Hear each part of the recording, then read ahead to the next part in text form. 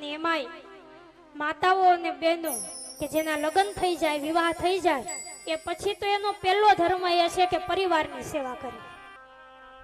લગ્ન થઈ ગયા હોય એ પછી આપણાથી કદાચ ભગવાનની પૂજા ન થાય ને તો હાલે, કારણ કે આ જગતમાં સ્ત્રીઓને મન જો સાચો કોઈ પરમેશ્વર હોય તો એનો પતિ છે, અને પતિની તો તન મન ધનથી સેવા કરવી જોઈએ. આવું શાસ્ત્રો કહે છે. જે સ્ત્રી પોતાના પતિની સેવા કરે છે, પતિને અનુકૂળ થઈ અને જીવન જીવે છે, એના વશમાં તો બ્રહ્મા, વિષ્ણુ અને મહેશ આદિ દેવતાઓ રહે છે. કેમ કે પતિ ભક્તિમાં આટલી તાકાત છે.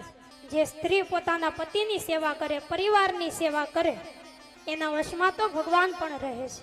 પતિની સેવા કરવી એ દરેક પત્નીની ફરજ છે, અને એનો પેલો ધર્મ પણ છે. પતિ ગમે એવો હોય, અમીર હોય, ગરીબ હોય, એ લૂલો હોય, લંગડો હોય, બાડો હોય, બેરો હોય, ગમે એવો હોય, પણ પતિના પગલે હાલવું એ જ પત્નીનો સાચો ધર્મ છે. કે 14 વર્ષનો વનવાસ એ તો માત્ર ભગવાન રામને થયો હતો ને, સીતાજીને ક્યાં થયું હતું?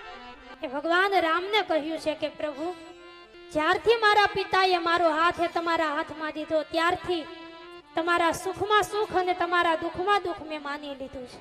અને પતિને માત્ર સુખમાં જ સાથ અપાય એવું નહીં, પણ દુઃખના સમયમાં જે પત્ની પતિને સાથ આપે ને, એ જ ખરી પતિવ્રતા સ્ત્રી છે.